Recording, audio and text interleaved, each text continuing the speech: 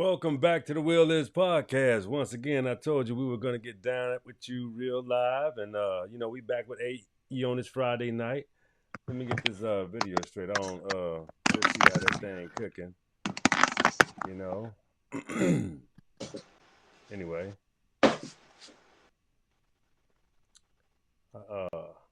see if we can switch sides here. AE, you good? Yeah, are we on already? We live? Yeah, we on. We live. Okay. Welcome to the Will Is podcast, ladies and gentlemen. We are back. I'm here with my brother, Dr. AE. This is the Friday Night Live show. We was going to be live, but we're going to have to change that because we had a couple technical difficulties. As you can see, that's kind of like one of them running things with us for some reason. But we know how to, we're just going to power through it like we do anything else. So we're just going to do it like that. This is just going to be our Friday night show. We're still going to talk about the Black Seminole Project. We still want to bring a whole lot of light to that. That is going to be, I'm so excited about it. So, Dr. AE is.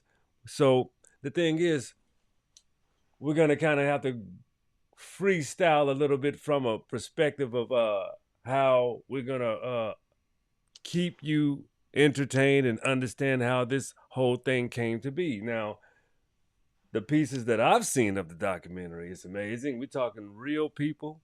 They're alive and well. They are totally cognizant and know, historically what happened simply because oral tradition. When you have oral tradition, you have what?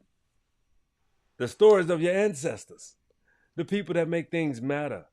Why they matter is because you are every single last one of them. So the thing is, we're going to do the best we got. We got plenty of reference material, books, and anything that we want to make you understand and bring to light. We will do that tonight.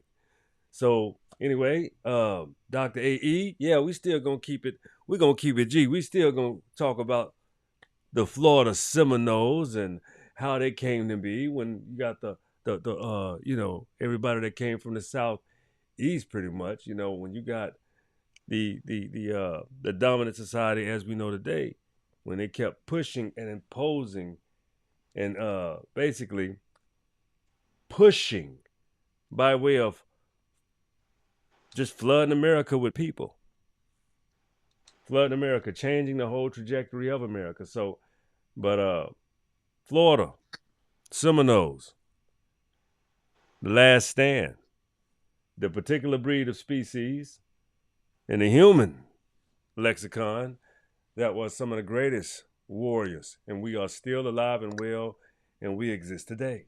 So, Dr. AE, take it away. All right, good evening, good people.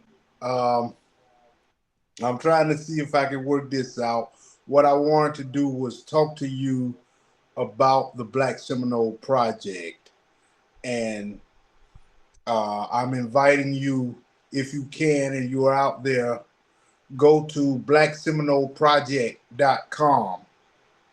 And I'm going to talk to you about the project, and I'm also going to walk through the website because we invite you to go to the website and join, subscribe, get the newsletter, keep up with us, um, and pretty much stay in tune as we do this movement. It is a movement, to enlighten our people about the contributions and our experience here in America, right? And that we understand, and I'm going to make it quick and I'm going to get right back to it. But here's the real thing about it, right? The great Marva Collins proved, right, in education that cultural reinforcements are just important as the information itself, right? And then, lo and behold, she did this in the late 70s, early 80s. And so the thing about it, right, is that now Harvard University, not too long ago, they put out a study saying the same thing. But we already knew that. We didn't need them to verify it. But now they can't say that they don't know, right? And so the Right. thing about it is, our children will do better. People will do better when they have cultural reinforcements in education and cultural reinforcements for their own self-worth. And so that's what we're doing. That's the movement, right? That we're telling these stories, we're providing the truth and the information out there so that you get those cultural reinforcements. We stop feeding into that negative that everything black is is somehow worse or not going to be as good as. And even in education, we can change the ideas that our young people and people in general are having, that being educated means being white, because their culture is so inundated in the educational process. But start providing our own cultural reinforcements, and then our young people and people in general will stop seeing it as such.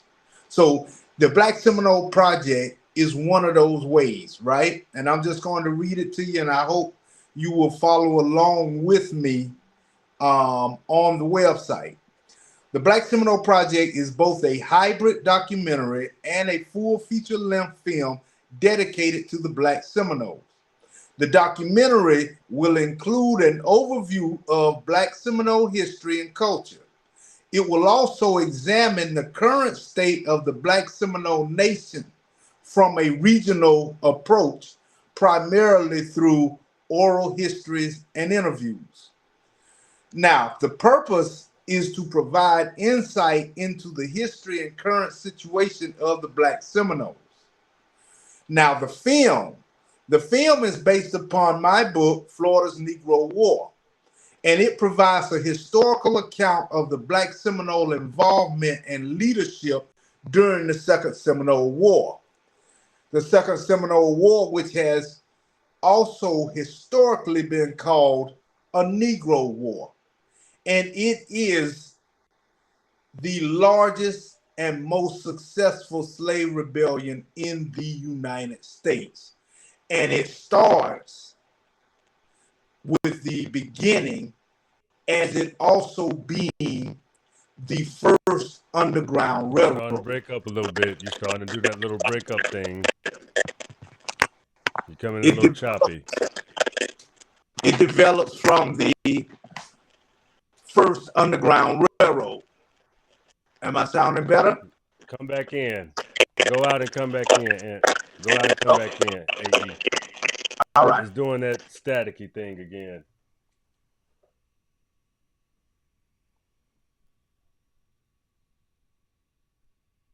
Testing, testing, testing, testing. 1, 2. Man, I don't understand what is going on. When I tell you, when he go to cooking, it seems like that happens for some reason. We're gonna fix that. We're gonna do our best to fix that. I hope it's not coming in from my end either. It don't seem like I'm getting any feedback, so that's bad. So, we're gonna keep on, coming in. So here we go. Dr. AE coming back. Here we go. How do I sound? How we doing, my brother? I'm good. Do I sound better now? Say something else. Testing, testing, testing. Yeah, I think you sound better now. Let me see. Say something else. Testing 1, 2, 3.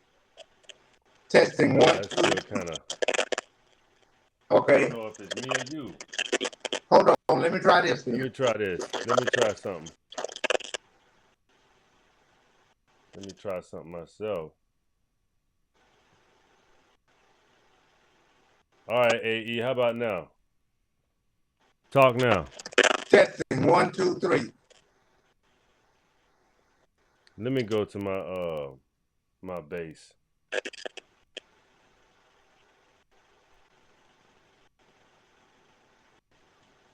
Hold on. Let's try this. Test.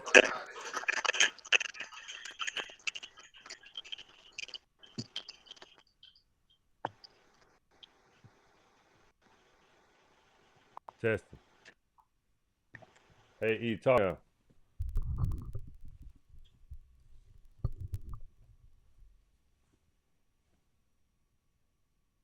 Say something.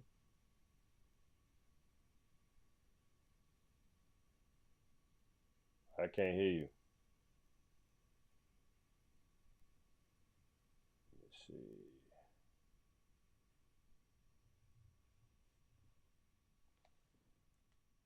Turn the TV off. I don't know if I'm getting feedback. Let me go back to the on. All right, AE, talk now. Oh, let me turn you back on first and foremost. All right, you there? Testing 1, 2, 3. That's better. Okay. All right, go ahead. All right. So again, I'm sorry, I'm just getting things straight here Thank so you we guys can for bearing continue with us. on with the Thank you so website. much. Thank you for hanging in there with me, good people. Let me continue right on. And so, again, this was the largest and most successful slave rebellion, and it started from the first Underground Railroad. And so, if you go through the homepage, you will actually see a quick video on our company, what we want to do, as well as a quick overview of the Black Seminole Project. And we, of course, invite you to join our email list. Now, if you go next and you click on film, and really I want to go first to the documentary, and you click on the documentary page and you see the documentary Freedom Seekers, the Black Seminole Story. That is actually our short doc, which is a 30-minute documentary that we actually did show at Howard University back in February. And so we invite you to subscribe and watch this short doc. And it gives you information there just before it. And it says, basically, the documentary has 4 main objectives: to enlighten the public to the Black Seminoles, to assist the Black Seminoles in developing solutions to their current issues, to provide a groundwork for Native American Seminoles and Black Seminoles in understanding ways for mutual cooperation in the future, and to provide enlightenment to the relationship between Native Americans and Black tribal members concerning both the past and the present. So we're looking at the historical relationship, but also the current.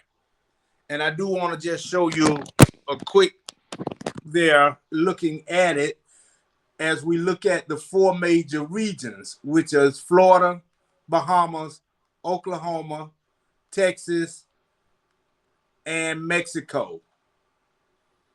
And so it gives you also a behind the scenes look, as well as some of the events that we have done with the documentary, including, of course, the showing of the short doc, Black Seminole, Freedom Seekers, Black Seminoles of the past and present.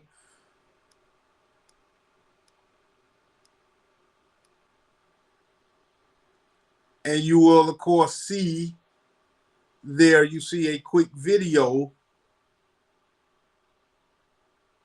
of the documentary, and it gives you a little quick overview. But we invite you to subscribe, join our community to watch the full short doc.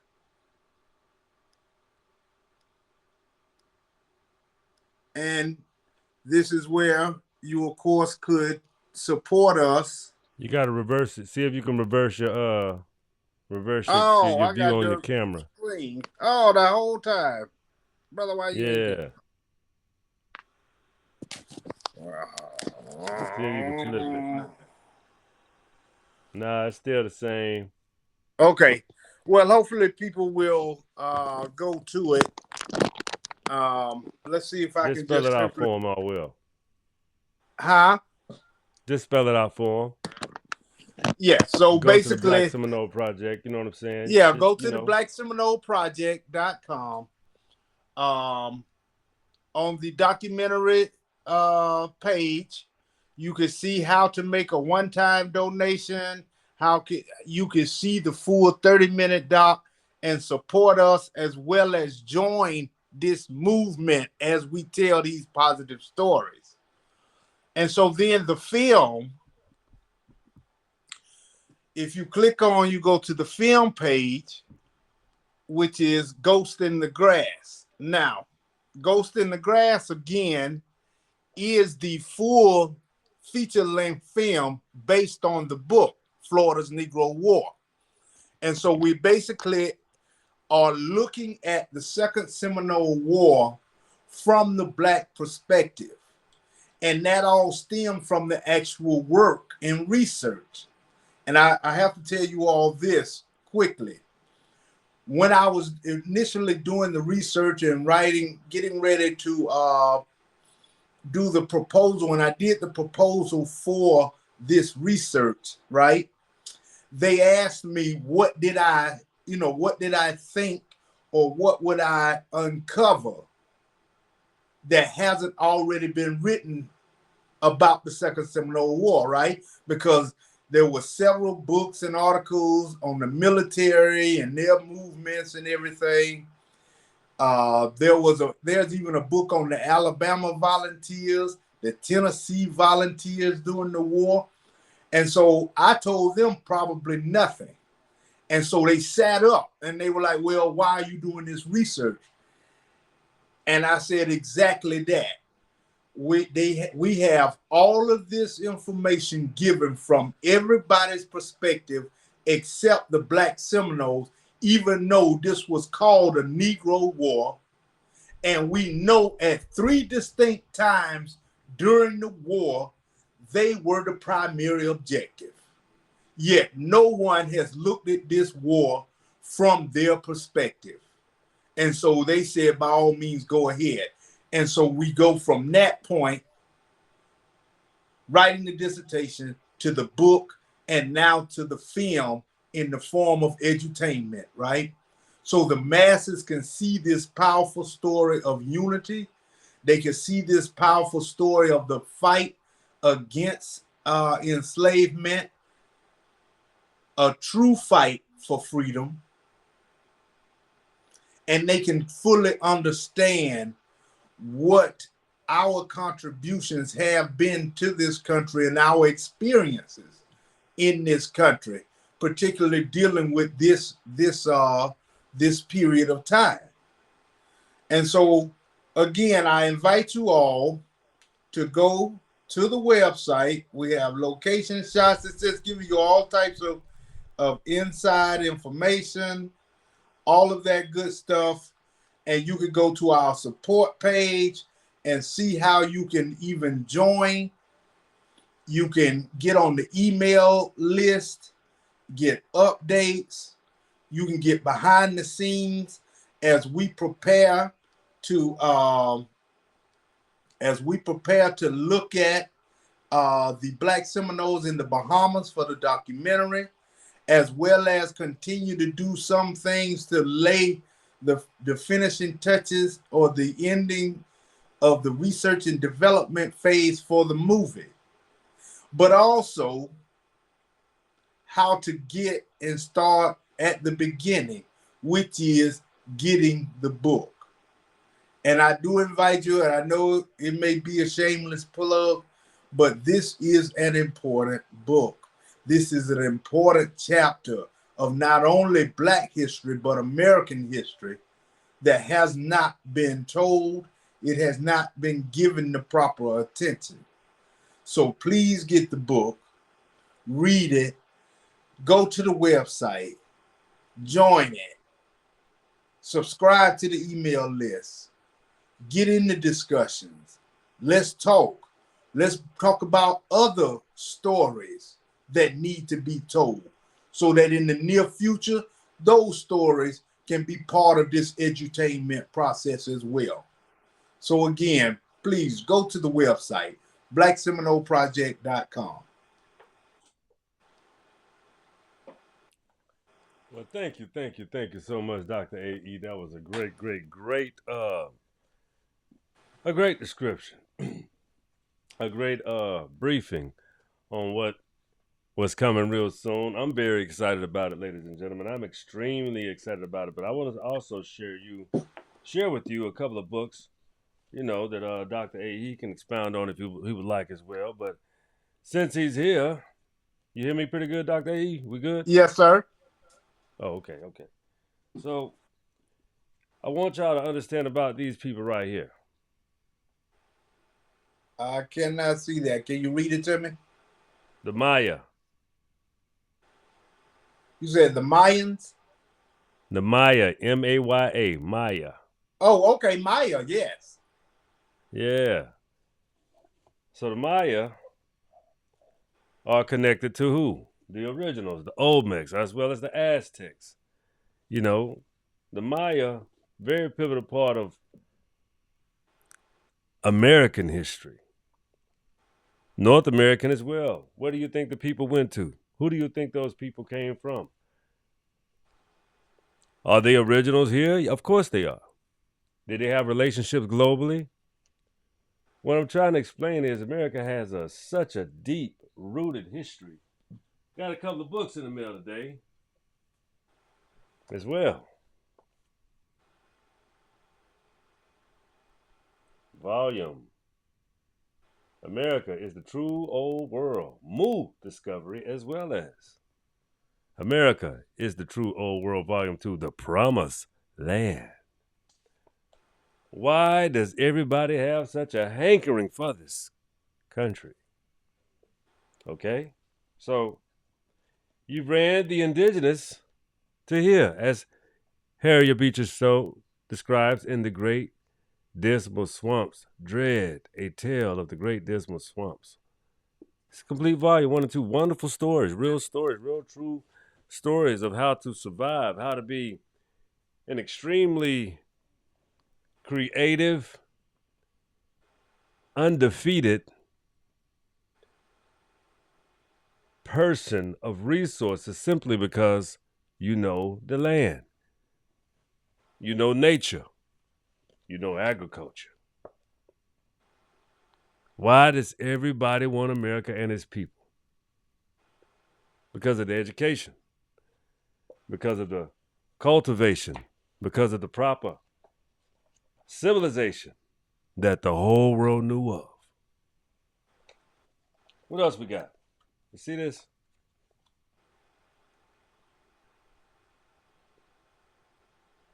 And you see the title, The New World. Now, how you get the old world and the new world in the same sentence? Hey, how you get all that? How you get this?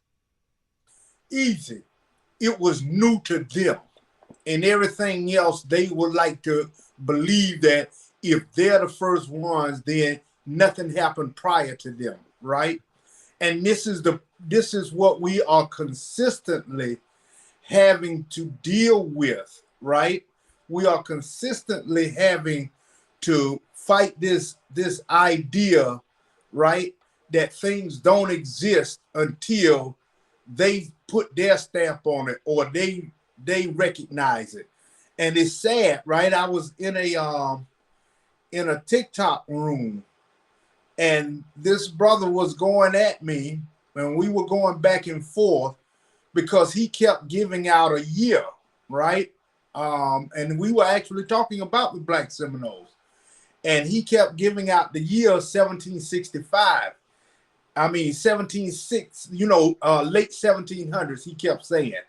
And I was like, accurately, what you're saying, you're trying to say 1765 and then 1770. And so he was like, yeah, yeah. And I'm like, no, that is when the English word Seminole is prominently used and recognized by the English. I was like, the Spanish had the word Cimarron years before. Creek had the word Semolina. Then there was the word Cimarron. I was like, all these are the same people, these The terms. But copper what you're black trying to colored say people. is it doesn't exist until you say until English people say it. And that's the problem, right? That's that whole new world, old world, right? It's a new world. let me No, it ain't read no you. new world. It's new to you. It wasn't new to everybody else. It was new to you, you know? And I've had this Yeah, discussion even with a prominent professor, right? A yeah. prominent professor who specializes in La Florida, right? The Spanish and the first Europeans Let me here read in you a North factual America, statement. right? Huh? Let me read you a factual statement from chapter 1, how it even starts off. It's Okay. chapter 1. Straight up. All of the major foods necessary to sustain life came from the Americas.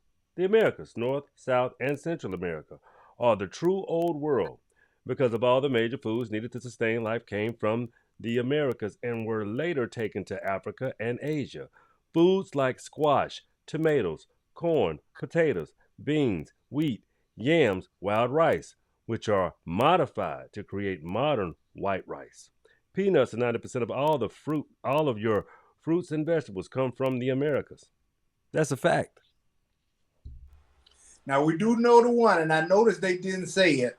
There is one that we can attribute to the continent of Africa, and that is okra. That's the only one, okra. It didn't mention okra. That's what I'm saying. It didn't mention okra in the Americas. That's what I'm I saying. love, yeah. Didn't mention it, so that it wasn't trying. Right. One That's what more. I'm The saying. oldest I was just pyramids. making that note that we do attribute okra to the continent of Africa. But yeah, brother, that's the whole thing, right? And I really want to reiterate that I had this conversation with her, and she was talking, and she was saying, "Oh no, there weren't Gullah people in the first Spanish period." And I was like, "Wait a minute." They recognized them in 1684, and then after 1693, going into you know the settlement period and all of that good stuff of Spanish rule. And she was like, yes. I was like, so basically what you're trying to say is the first time that the Spanish recognized these Gullah people, you're saying that's the first time they existed in Florida, just when they found them. Like the chance that the Spanish, when they stumbled upon those 12 people who had absconded from the English plantation, they they happenstance to find the first 12 that ever ran, the first 12 that ran away. Now, what sense does that make? What kind of luck is that I you got it. came across the very first set that came down? No, there were other villages out there, and we got the Spanish conquistadors that say, oh yeah, we got a village over here, we got a village over there. Oh, it's villages everywhere. So Check don't this sit out. here and say Gullah people weren't in the first period of Spanish Florida, just because the Spanish don't report it until a certain time frame later. You what you Let me show you you know that something. doesn't even make sense. Let me show you But go something. ahead, what you were saying, brother? Let me show you something. I'm gonna read this to you when I show you what this is, right? Now Okay. check this out. Now this is Hatshepsut. Figure 10. This is an engraving from the Temple of Hatshepsut, 18th dynasty, Egypt. Pharaoh was depicted maize, corn, and put, which is only indigenous to the Americas. Okay, the oldest burial remains of modern day humans was found in Louisiana and lower Mississippi Valley. Was also significant about the said article is that it has given evidence of the Mayans reaching Louisiana and the lower Mississippi Valley between 30,000 years ago. And the article gave evidence of the Mayas' burial remains, graves that are 29,000 years old, which is older than any burial remains in modern day humans found thus far anywhere. A famous bone, Lucy, that were found in Africa do not count as the oldest bones of a modern day human because Lucy is not modern day human. Lucy is a human is a Hominid. hominoid. Right. hominoid, an ape species that Charles Darwin theory of evolution rests upon because academics profess that modern day man evolved from Lucy, aka apes, which is we're talking about purely manipulations of what is factual and what people consider facts. What I just read is a fact. An ape is not a modern day human. Period.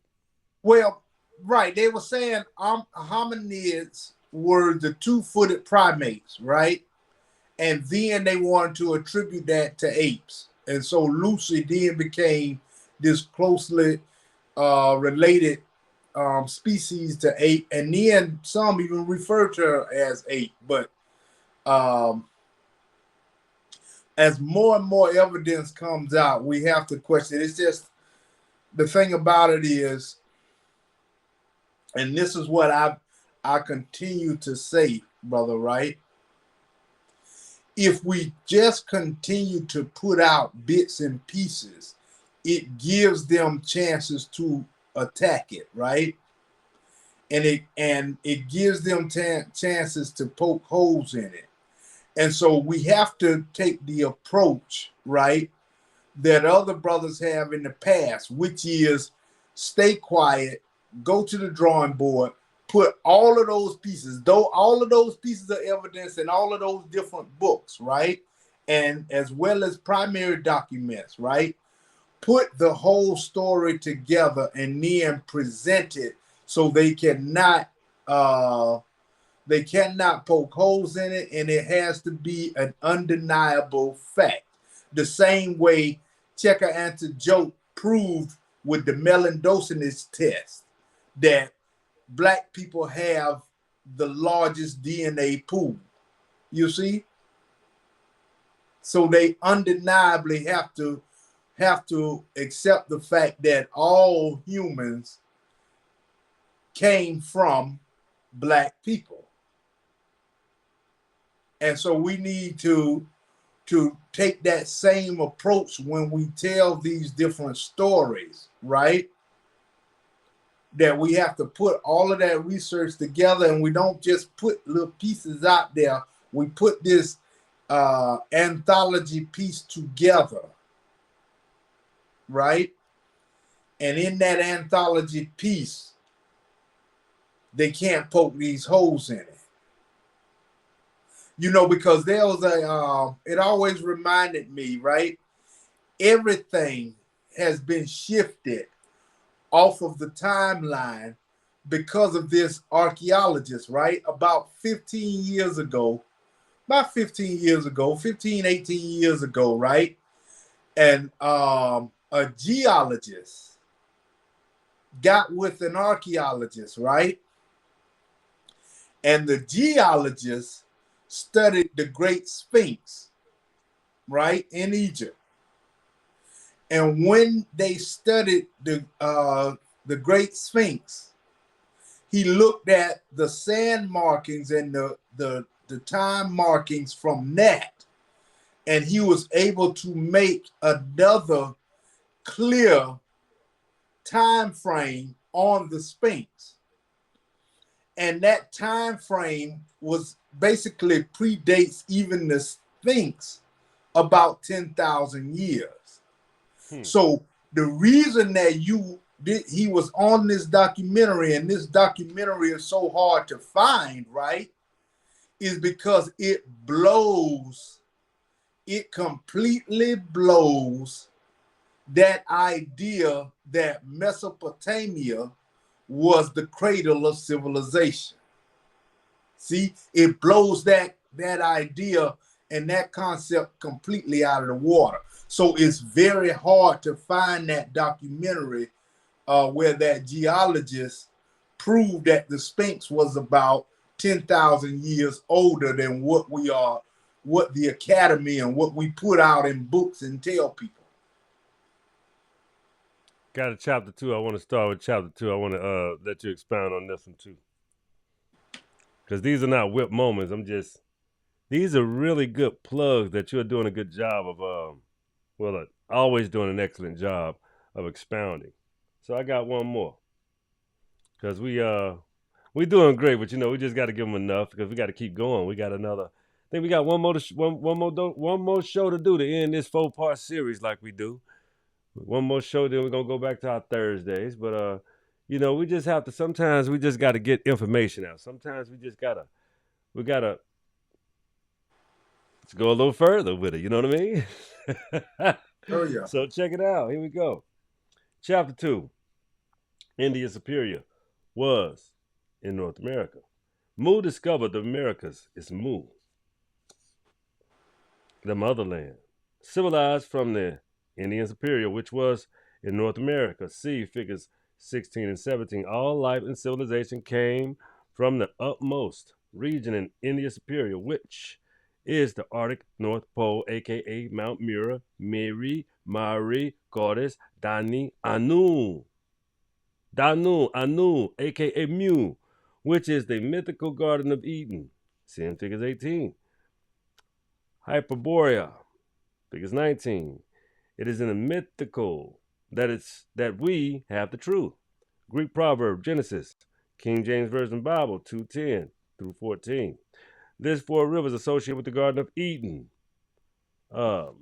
Pigeon, Gaian, Jedikiel, the Tigris, and the Pirat, the Euphrates. All right. It also refers to the land of Cush, translated, interpreted to Ethiopia. Ethiopia is a Greek word which means burnt face or sun darkened people, aka black Negroes. With regard to the Ethiopians, Strabo indicates that they looked similar to Indians, remarking, those are the Asians, South India, and those are the Africans who do not differ from each other.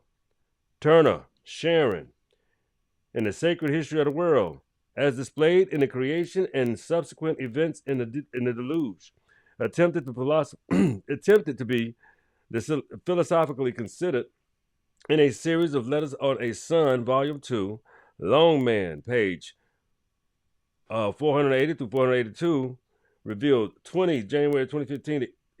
That's pretty much the Wikipedia article that makes sense because it already firmly established that so-called black people were your first people. You can tell by looking at figures 18 and 20 that the Mu region used to be warm and lush region. So yes, civilization could have started from the north in according with many myths. Quite interesting, isn't it? Right. That's How why the evidence has to be put together in a succinct way. And so if someone presented just that piece, right, then I Mhm. guarantee you someone from the normal academy would come and poke holes on in it, right? Oh boy. And so that's why I'm saying we have that piece. We have the information that comes out of Central America and California, right? And we have the information coming from South Carolina with the DNA of some of the people in Low Country, right? And so all of those different things. We have the mound building societies, right? And when we closely look at these mound building societies and these people, then we have the actual earlier words of the quote unquote forefathers of this country, right? We have Benjamin Franklin, we have George Washington. They're all tucked away, though. These pieces of valuable information are tucked away in these different archives at these different colleges and universities, right? And so that goes back to what I have always said, right? Because I was given the ability and privy to get to some of those things, I feel like it's my duty to point those things out, right? And tell you where they are so you can go read them yourself. And so we have to continue to do that, but we have to do it in a succinct way where they can't just poke holes in everything, right? We have to be able to get access to that information, right? You know, and I'm going to say something that very well may be unpopular, but I mean, that's what we do on this show, right? We tell it like it TI is, That's right? what we do.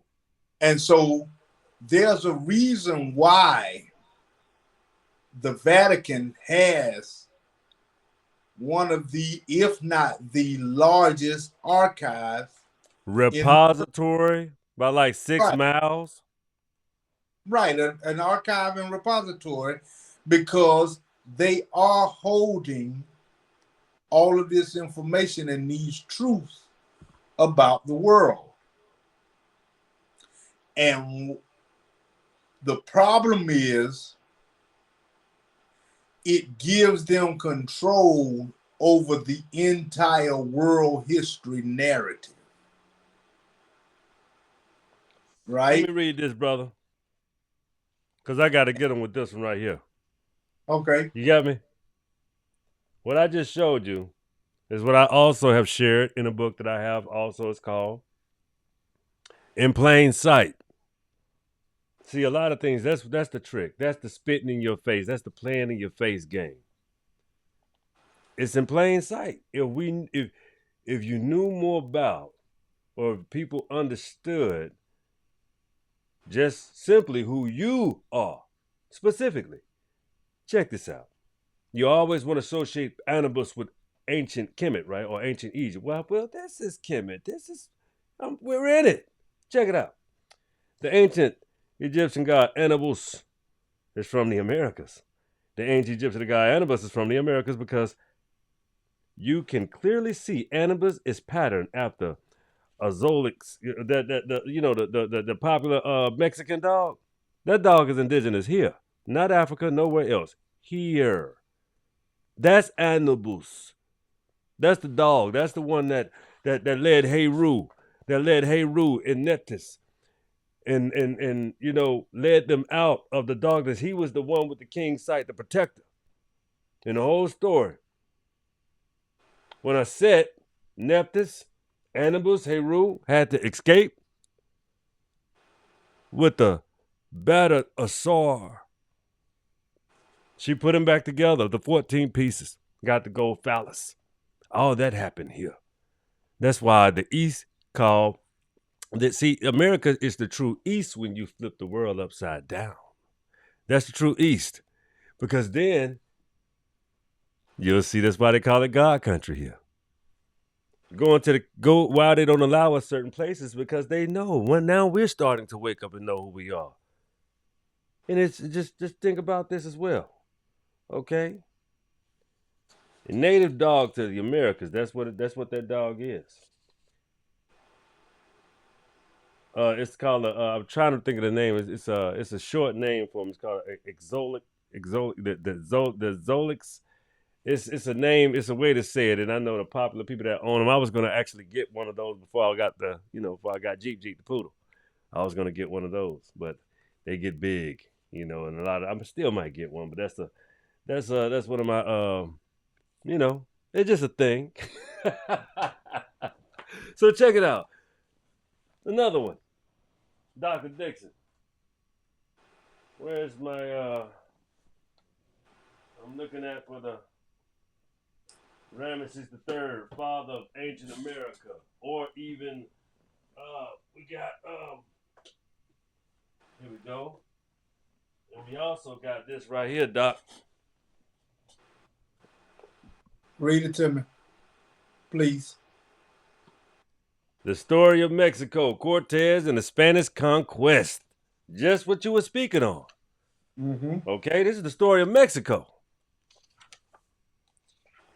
It talks about how even when it comes starting off, the city of dreams, November 8th, 1519. For almost 3 months, the Spanish army marched relentlessly towards the city of the Aztecs nation. Today's Mexico City. The soldiers trekked over dizzying mountains, whose peak pierced the clouds. They passed through the muddy villages, all as well as all the large towns with pyramids and temples rising in their centers. The men from Europe fought bloody battles with the people for with the people of America, and they pushed towards their goal, a fabulous city called Tectitulian. Teno Teno you know what I'm Teno It's a tongue twister. Tenochtitlan. I get it. I always do it. Tenochtitlan. The Spaniards were adventurers who came to the Americas seeking riches. By 1519, Spanish soldiers of fortune had lived in the New World for about 15 years. Now, see how they still saying this New World? Go ahead and tell. See? So basically, America was exploited from the beginning, right? Ain't that pretty much what it says from the first chapter? Right, because they like I said, the whole idea is that everything begins and ends with them, right? And even we have we have people in academics, right? We have people in academics that continue to perpetuate that as well, right? That they want to base and build everything on what English or a Spanish or even a Dutch, because they were known for their travel and water routes, right? And so it gets to the point where their word becomes the gospel, right? Their word becomes the gospel for some reason, like nothing Right. else happened or transpired. And that's the narrative that allows them to continue to dominate, right? Because even to this day, they will still say that the Native Americans were hunters and gatherers. They were still in the hunting and gathering stage, even though you will come right back, right? You will come right back and tell this story about the pilgrims being fed by them with corn and other vegetables and all of that. But when it suits them, they're hunters and gatherers. You see what I'm Right. saying? The narrative not only is designed to suit them to have this cultural dominance, it actually changes at a whim so that the narrative will always fit their underlining objective, right? And their Right. ulterior motive. And that's the whole thing about it, that sometimes we have to use good old fashioned common sense, right? Oh, How can you call these people hunters and gatherers and then say they fed us? They fed the first pilgrims. We were starving. Wait. Now wait a minute. I thought they were hunters and gatherers. They gave you fruits, they gave you vegetables, but they hunters and gatherers. taught you how to fish? Which one is it now? They hunters and gatherers, You or are can't. they agriculturalists that fed your funky behind, right? So it's Uh, just, sometimes you just have to have that common sense and let that common sense kick in, you know. And so when you understand that there is a basic narrative and script that they want to keep on, then that narrative will change just for that basic plan and that basic script. And so the idea then was, oh, they were hunters and gatherers, and we had a better use of the land than them. Well, two things present itself there, right? One Absolutely. is that exactly true if you took agricultural techniques from them as well as black people, you just seem to take it to a scale where you made it a full economic process, Well, and that's called you perversion. used That's it. perversion. Right, you You know, used for what was your that? own good and your own Yeah. survival, right? Oh yeah. And so then the second thing then, right? Hmm. The second thing you have to look at it then is, okay, if these people are better in tune with the earth, they're better in tune with animals and nature and things of that nature, right? And Hmm. you have this concept of man versus nature, right? That's. They always talking about man conquering nature. I That's why want you to had to rule. go I want to make Mother Nature my out, bitch. right? All that crazy shit. Yeah. Yeah. And that's what I'm saying. Who said that because you have made life so much easier with these conveniences, right? And we have there's Sometimes they technological can bite you in your ass. that you take claim for that you didn't actually do yourself, but that's a whole nother story, right? Right. The issue is these quote unquote comforts and things of that nature and technological advancements, does that really necessarily mean you have advanced man? Because violence is so, you have brought so much violence and turmoil and things of that nature socially. So are these other technological advancements worth all of the deterioration of basic human empathy and everything else? Was it worth it? That was perfectly said because it's getting we had 53 minutes. We were supposed to do Uh-oh. a good short one tonight. I guess we couldn't help it. Whatever. But I tell you, the point you made is really perfect though, Doctor AE. I'm gonna expound a little bit and I'm gonna get off because it's Friday. I wanna chill out. I want everybody to chill out. First of all, we also want y'all to be safe if y'all going out tonight. If y'all, you young folks hanging out, we want you to be safe. Take care of each other, drink responsibly. Anything you're doing, just be responsible, be accountable for each other. Take care of each other. But anyway, to expound on what you were saying, Doctor A, was perfect. See, sometimes comforts uh, are not the greatest gifts simply because it gives you too much to think about.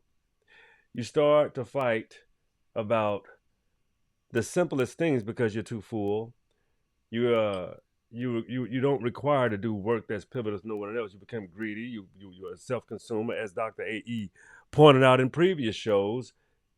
You become more of a me culture, all about me, nobody else. So therefore, a lot of things in this type of Western society and culture, a lot of things like humanitarian, being a humanitarian, having good manners, you know, practicing good morals and ethics, being a good being, challenging yourself to be a better being every day, Stewards of the community. learning more about different cultures, humbling yourself and understanding who you really are and where you really come from. Play the position from the root so that you can understand that it's a better way to play. Try to function on an equal footing. Don't always be afraid of saying, well, if I had an equal, why don't you find yourself useful? Being useful requires you to do something about your situation without requiring other people to do it for you. It's called growing up. Mm-hmm. Dr. AE, hit him with a couple of few words before we get up out of here. As always, I invite people to do their due diligence. You know, um, listen to information, listen to podcasts, listen to people who are bringing these primary documents, but listen to where those documents are, how you can get your hands on those documents and read for yourself, right? and how you can empower yourself through this whole research process, right? Because the more Absolutely. self knowledge you have, the more cultural awareness you have, you're actually developing more as a human being, and your personal growth actually expands. And so so many times we are replacing everything with this material worth, where our personal growth is being stunted, right? And so um, I just think that being more aware of your surroundings and gathering the knowledge thereof gives you a greater sense of self-being, which then pushes you on to be that better person.